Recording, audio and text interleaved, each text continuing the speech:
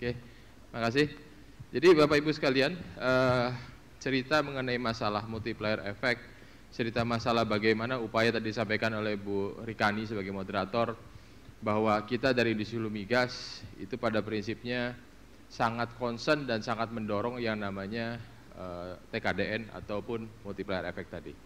Kenapa ini penting Bapak Ibu? Karena nomor satu yang harus kita sadari, visi 1 juta barel dan 12 BCFD di 2030, artinya gampangnya adalah akan terjadi peningkatan secara substansial kegiatan-kegiatan yang terjadi di lapangan. Itu prinsip dasar yang harus kita pahami dulu. Nah sekarang kalau misalkan kita kegiatannya bertambah, apakah kita rela, apakah kita mau apabila kegiatan tersebut diambilnya oleh perusahaan luar? Ini yang akan coba kita hindari. Karena kenapa? Yang paling penting dari sisi bagaimana multiplier effect itu bisa berjalan, salah satunya adalah seperti mungkin yang kemarin Pak Widi dan Pak Andi sampaikan, bahwa dalam hal mengambil porsi di hulu migas, peran daripada GCG dan compliance-ship itu menjadi sebuah poin utama dalam hal semua orang bisa ikut. Nah ini menjadi sebuah pesan penting. Ya, jadi monggo silakan slide-nya. Jadi dalam hal kita membuka bagaimana compliance-ship, bagaimana kita membela kepentingan dalam negeri, ini kita sampaikan dulu di awal bahwa yang paling penting adalah payung hukumnya sudah benar apa belum. Itu yang paling penting. Ya. Jadi jangan sampai kita bicara oke, kita harus dukung dalam negeri, kita harus support dalam negeri, tapi payung hukumnya nggak kena. Ini akan ada permasalahan auditing di kemudian hari. Sehingga manajemen SHK Migas dan kita semua itu sudah membuat buku panduan yang namanya PTK 007. Nah PTK 007 ini Bapak Ibu sekalian, sebenarnya setelah kita bedah itu merupakan harmonisasi atau turunan daripada peraturan-peraturan yang ada. Ya, jadi kita merefer ada PP nomor 29 tahun 2018 tentang pemberdayaan industri dalam negeri. Kemudian kita juga mengacu peraturan Menteri Perindustrian gitu ya, di mana di situ ada sertifikat TKDN dan segala macam, itu sudah masuk di situ. Kemudian kita juga mengacu juga ke Permen ESDM nomor 15 tahun 2013 serta Kepmen ESDM nomor 1953. Kenapa Kepmen ini penting Bapak Ibu? Di sini sebenarnya kunci daripada peran kolaborasi dan sosialisasi yang kita lakukan sekarang ini. Karena dalam Kepmen tersebut disebutkan bahwa kewajiban memenuhi ketentuan produk dalam negeri itu harus memenuhi 3 syarat Bapak Ibu.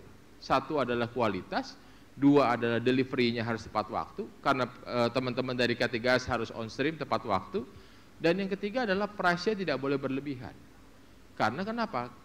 Biaya nanti akan dikembalikan oleh negara kepada kontraktor, itu akan menjadi bagian dari cost recovery dan tidak boleh memberikan negara. Jadi ada 3 hal Bapak Ibu. Sehingga kami sangat mengapresiasi kegiatan-kegiatan seperti ini sebagai bagian bagaimana kami terus mensosialisasi gitu ya, bahwa bukan hanya orang yang mau ikut ikut partisipasi di hulu migas itu pasti terbuka Bapak Ibu. Tapi bagaimana juga peran dari kita semua termasuk teman-teman saya dari K3S itu membantu mengembangkan kompetensi dari perusahaan-perusahaan khususnya di daerah atau lokal. Nah ini peran penting yang perlu nanti kita sampaikan, kita elaborasi lebih jauh lagi. Next. Ya. Jadi kalau kita bicara UMKM atau bicara pasal PTK, umumnya yang gampang adalah seperti ini Bapak Ibu. Ini udah ketentuannya sudah muncul. Jadi yang kalau kita bicara ngomongnya perusahaan kecil atau UKM di daerah, jadi ya pasti syarat di PTK ngomongnya adalah nomor 1, K3S harus memberikan kesempatan berusaha kepada perusahaan dalam negeri sesuai dengan bidang usahanya. Nah ini penting Bapak Ibu. Jadi kalau kita di pengadaan gitu ya, suka dengar istilah namanya palu gada. Nah PTK kita tidak mengenal istilah palu gada. Ya, apa lu minta gua ada gitu, nggak bisa. Jadi setiap orang itu harus bisa mengidentifikasi saya ini sebenarnya ekspertisnya di mana, saya ini keahliannya apa, saya ini bidang yang mau saya geluti itu adanya di mana. Nah disinilah kita memberikan kesempatan supaya K3S maupun kawan-kawan kami dari perwakilan itu mengambil peran untuk memberikan kesempatan untuk berusaha ini. Ya, kemudian yang kedua, K3S juga harus memberikan pelatihan yang bermanfaat untuk meningkatkan kinerja vendor. Ya, jadi di sini ada SOP-nya harus ngerti, kemudian kalau saya tiap tahun ada kerjasama dengan perwakilan ya, Pak Riki ya. Itu misalkan kita bikin vendor days gitu ya, vendor days setiap tahun kita buat kerjasama, apalagi sekarang dengan teman-teman dari BKPM gitu ya.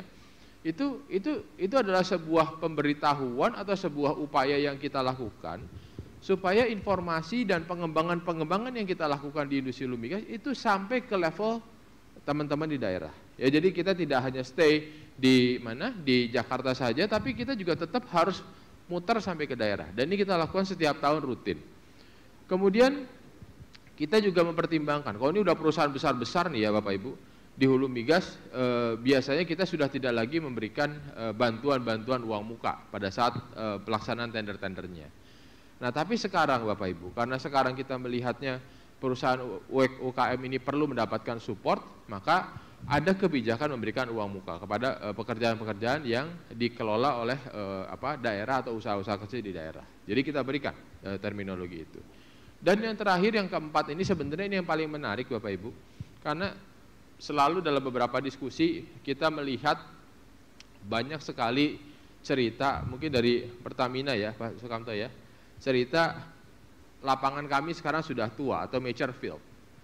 Sekarang kalau mature field itu bayangan paling gampang apa? Apakah bisa metode konvensional yang kita gunakan di Rokan misalkan di tahun 60-an atau 70-an itu diimplementasikan sama seperti sekarang? Sama kalau Mbak Rikani nih ya, kalau ibu-ibu usianya udah tambah, make upnya pasti tambah ya, kira-kira gitu ya. Udah pasti, itu hukum alamnya begitu. Waduh, ini mohon maaf nih Mbak Rikani ya. Tapi itu memang faktanya. Begitu bicara mature field, mau tidak mau untuk mengelola sumber daya tersebut diperlukan teknologi atau approach yang berbeda. Ya, jadi intinya ke sana Bapak Ibu. Nah, untuk itu maka supaya ada kesempatan dan pembuktian, maka PTK kita juga membuka yang namanya uji coba produk dalam negeri. Nah, disinilah kesempatan bagi para seluruh pemangku kepentingan, itu baik dari akademisi, baik dari pelaku bisnis, baik dari dari mana-mana, itu bisa ngomong ke kita semua bahwa saya ada sesuatu yang pengen saya cobakan di lapangan A. Kalau berhasil gimana? Ya sudah, silakan kita pakai. Ya, jadi ini adalah kesempatan yang harus dimanfaatkan, dan jadi bukan cuman harapan yang kita harapkan dari industri hulu migas atau dari SK Migas dan K3S itu bukan hanya kerjaan yang sudah biasa dilakukan, tapi bagaimana ada terobosan-terobosan teknologi atau inovasi baru yang mana nantinya akan berguna untuk menyelesaikan permasalahan-permasalahan kita di lapangan. Sekecil apapun kontribusi itu, saya yakin itu akan dihargai Bapak Ibu sekalian. Makanya uji coba ini menjadi penting. Nah, kalau dalam forum yang lebih nasional, kami selalu menyampaikan bahwa kami ini juga mendukung yang namanya transfer of technology. Teknologi dari luar boleh nggak? Boleh. Tapi kalau ke sini gimana? Ya coba Anda bikin fasilitinya di sini. Supaya apa? Nanti tenaga kerja kita bisa diserap. Ya, ini yang menjadi kunci bagaimana kita menyerap tenaga kerja supaya yang namanya multiplier effect paling gampang adalah dari pabrik-pabrik atau industri-industri yang menyerap tenaga kerja. Dan pada saat kita melakukan spending, uangnya berputar. Itulah yang kita sebut paling gampang dengan sisi multiplier effect. Oke, next. Nah, ini yang tadi kami sampaikan sedikit Bapak Ibu, ini framework cara berpikir kita. Kenapa multiplier effect ini penting? Kenapa multiplier effect ini menjadi sesuatu yang perlu kita gaungkan, ya? Nomor satu, selalu kita bicara peningkatan TKDN ini akan ada 3 sektor yang menjadi ukuran. Bagaimana nomor satu adalah di tender pengadaan barang dan jasa itu nanti di kontrak-kontraknya nilai pengadaan barang dan jasa TKDN-nya akan meningkat terus. Ya, alhamdulillah saat ini sudah mencapai angka 58%, Bapak Ibu sekalian, dari target 57%, dan dari standar nasional, kalau kita bicara standar UN nasional 50% itu di 2024. Ya, jadi ini saya mau terima kasih dan saya minta aplaus buat teman-teman saya di K3S untuk support ini. Ya, ini angka yang luar biasa, Bapak Ibu sekalian. Kemudian kalau kita sudah bicara sudah dibeli, kemudian apa ekspektasi berikutnya Bapak Ibu? Ekspektasi berikutnya adalah tolong dong kalau kita sudah memberikan preferensi, tolong dong usulan atau kesempatan ini dimanfaatkan juga sebaik-baiknya oleh seluruh pihak untuk bisa meningkatkan perannya dalam hal peningkatan kompetensinya. Nah, ini yang menjadi poin penting. Sehingga tadi kami dari sisi kebijakannya membantu beberapa poin, Bapak Ibu sekalian. Misalkan kita bilang ada namanya penguatan demand supply, ya. Jadi ini ada assessment untuk assessment bersama kerjasama dengan Ditjen Migas dan Kementerian Perindustrian. Kita melihat langsung bagaimana produsen-produsen dalam negeri ini kita lihat langsung, kita bina dan kita tingkatkan kompetensinya. Ini menjadi sebuah poin penting. Dan kalau sekarang ini kita sebut dengan konsepnya namanya, ini lagi Bu Rikan, ini menjadi menarik ya. Karena konsep yang sekarang kita dorong namanya Biro Jodoh. Ya, Biro Jodoh. Kita minta K3S untuk ngobrol sama calon penjualnya. Karena kita yakin, ya. Salah satu teman-teman dari sini ada anekdot kadang-kadang sering muncul, kenapa sih kok industri kalau kita beli produk dalam negeri biasanya mahal? Kita punya positive thinking aja. Jangan-jangan investasi yang dilakukan oleh perusahaan dalam negeri itu tidak tepat sasaran. Sehingga uangnya sudah dikeluarkan, investasinya tidak tepat, tidak pas dengan kebutuhan dari K3S. Sehingga pada saat nanti dia tahu ada produk lain yang mau dibeli, ternyata barangnya jadi mahal. Nah, sekarang dengan adanya program assessment bersama ini, kita berikan kesempatan para K3S itu untuk mengasih tahu ke pabrikan, kita butuhnya apa, standar seperti apa. Ya, nah ini yang akan disiapkan. Semoga harapan ini pemikirannya adalah biaya research, biaya development yang dikeluarkan oleh para pabrikan itu tidak menjadi sembarangan dan tidak terpakai nantinya. Dan untuk ujungnya nanti adalah meningkatkan dari efisiensi cost-nya. Ya, jadi ini udah muncul, ada uji coba sudah kita buka, kebijakan-kebijakan kewajiban pengguna produk dalam negeri sudah muncul dalam PTK 007 gitu ya. Kemudian kita juga melakukan pengawasan dan pembinaan. Terutama ini nanti teman-teman dari Growsplit ya, itu SKK Migas, jadi gak usah khawatir Bapak Ibu, SKK Migas akan tetap hadir mengawasi K3S Growsplit dalam hal pengawasan daripada TKDN ini. Ya, jadi tetap kita akan lihat semua, ya, karena intinya kita akan memperhatikan program besar ini menjadi sebuah program yang nantinya akan menjadi andalan kita semua untuk meningkatkan pertumbuhan ekonomi. Dan yang terakhir, yang tidak boleh lupa, ini kita selalu bicara pada saat dua faktor tadi, TKDN-nya sudah, perusahaan dalam negeri sudah, yang terakhir adalah peningkatan kompetensi SDM-nya. Ya, jadi ini SDM menjadi sangat penting, di mana kita bilang tadi transfer of knowledge sudah jalan, kemudian pelatihan, ya ini tim dari SKK Migas dan K3S juga sangat sangat aktif untuk bisa memberikan pelatihan-pelatihan sehingga nantinya kompetensi akan meningkat. Ya, ini menjadi penting, menjadi catatan yang selalu kita perhatikan karena ini adalah bagian daripada multiplier effect yang kita lihat. Oke, jadi kalau mungkin mau dilihat Bapak Ibu secara detail, saya punya share sedikit materi untuk melihat apa saja sih 58%. Monggo, silakan.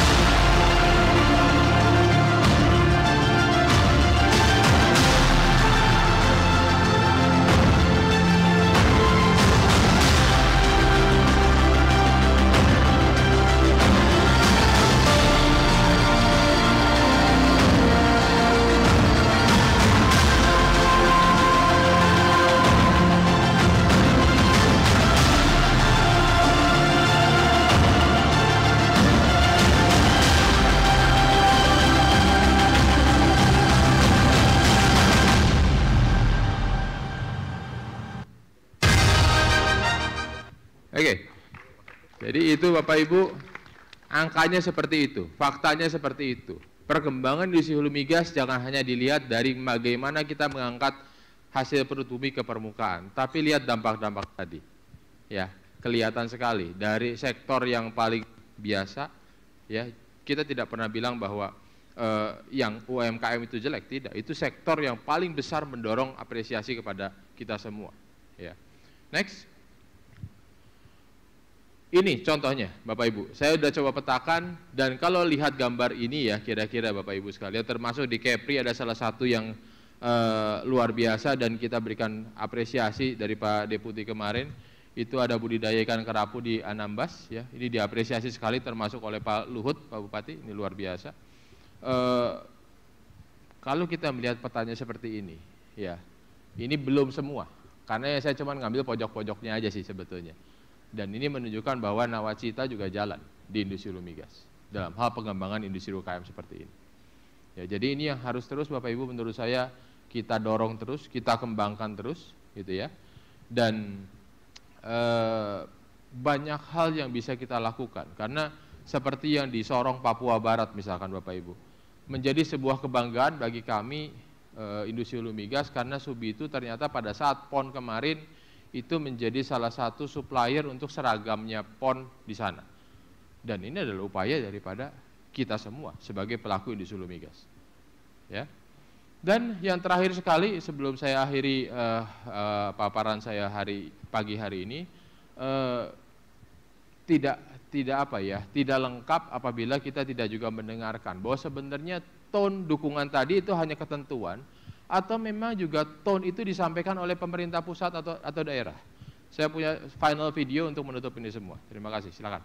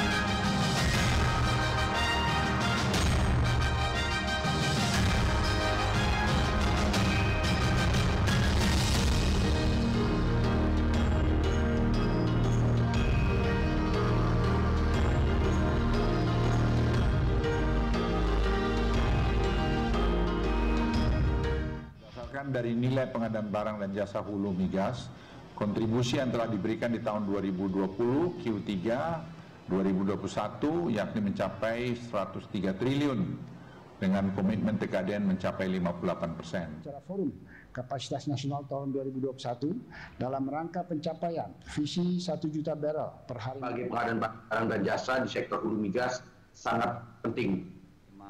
Percepatan peningkatan kapasitas nasional adalah sekitar 35.000 triliun. Ini merupakan forum yang sungguh-sungguh strategis bagi ekonomi maju dan negara ekonomi berkembang itu dianggap seperti the Game of Thrones. Menghadiri Forum Kapasitas Nasional 2021 ini.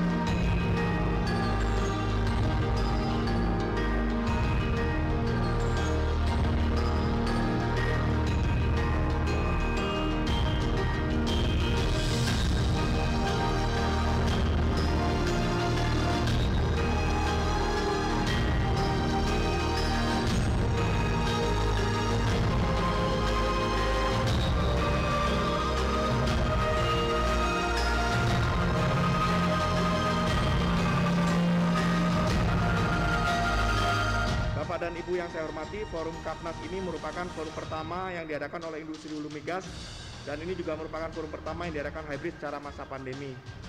Intinya gini, saya mengapresiasi ke semua teman-teman. Terima kasih saya ucapkan kepada khususnya kepada panitia, teman-teman K3S, sponsor yang telah membuat acara ini berlangsung dengan lancar, aman, dan sukses. Sampai jumpa kembali di tahun 2022.